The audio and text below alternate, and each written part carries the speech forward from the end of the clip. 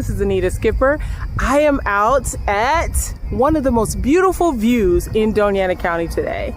It's called the Scenic Overlook, or some of you may know it as the Recycled Roadrunner. And I'm excited to get a tour today of why this is such a beautiful and popular spot. So come along with me. Today, I have the pleasure of working with Rudy Padilla. Hi, Rudy. Thank you so much. I actually ran into you one day out here and I told you I was coming back. Yep. And so today you are going to give me a tour of the Scenic Overlook, the Recycled Roadrunner area. I'm sure people have their own names for it, but you're going to give me a tour through your eyes. So Rudy, let's get started. We kind of built a little road right there, and the water comes from all these different areas, and we planted some trees. There's actually some little ones that are just coming up. Some are some elm and some palo verde. These are desert willows that I planted here, and we planted some over here. I like to shape the land so that people see and leave these areas alone. So Rudy, tell me, why do people come out here? I'm sure you see all kinds of people. I saw some trucks leaving earlier. Because, going across the country, it's all desert until you get to the Rio Grande Valley, where Las Cruces is, because that's where the Rio Grande goes through. They're just trying to get across the country. They're going east mostly because this is Interstate 10 East. They stop here to use the restroom so that they can just get back on the road, you know what I mean, and have a safe place to stop. A lot of people sleep here overnight because, you know, it gets tiring on the road. And when they see the view of the mountains, which is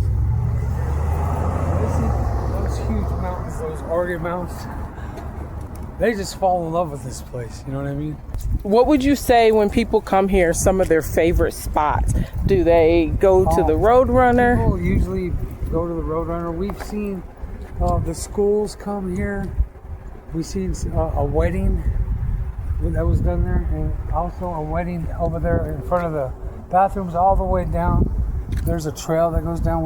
There was a wedding done there too one time. Sometimes musicians come and play inside the shelters. The guy told me about this.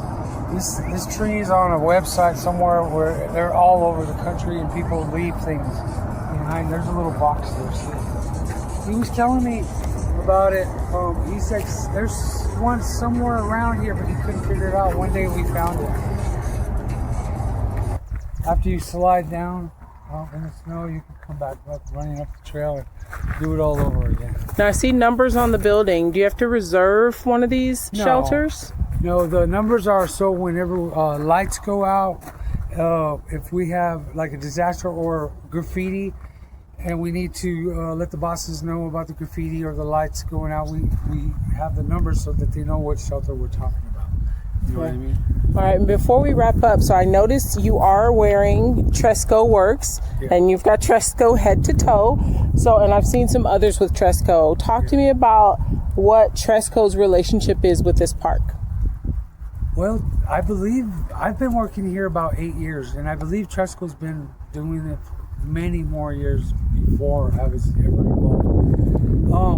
Tresco takes care of people with disabilities. From the time someone's born, with day one visiting and other things that Tresco does. It was 3 companies, I believe, in the beginning. Tresco Works is the one that was doing the rest areas. We also take care of people with disabilities that work here with us. You know what I mean? So we work with, like, hand in hand with someone with a disability. And when I was traveling the country, because I travel a lot, I started noticing Tresco many years ago too. You know what I mean? Because I would stop at the rest areas all the time, and I noticed that, and I thought that was really a neat thing that the state does. You know what I mean? That's so that they can continue to work, you know, and they can believe in themselves by having a good job too. You know what I mean? That's important. But so I believe Tresco takes really good care of the rest areas, because a lot of people have told me that when they come into New Mexico, that they notice that the rest area is a lot better than a lot of all through the country. Well, it The is redwoods. beautiful because when you travel the country, you see different scenery. And so we have the different mountains, and we're in the valley, so you can look down. So you all let me be one to add to that and say you do a beautiful job. It's peaceful out here.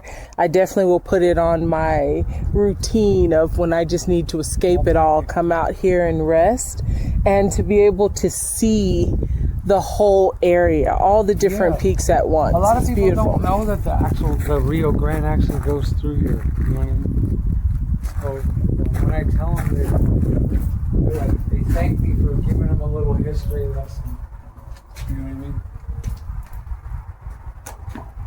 One of the reasons why El Paso was called El Paso was because it was one of the only places that the wagons during the wagon train days could find a place to pass the mountains. That's why they call it El Paso. It was originally called El Paseo de Don Juan de Oñate Trail, you know what I mean? Because that's where they crossed to get to Santa Fe. And they would be on this side of the mountains, going all the way up through the Jornada of the Dead to get towards Santa Fe, you know what I mean? So there's a lot of history here. They don't realize that what we have here. Because when they're traveling through the interstates are in the desert.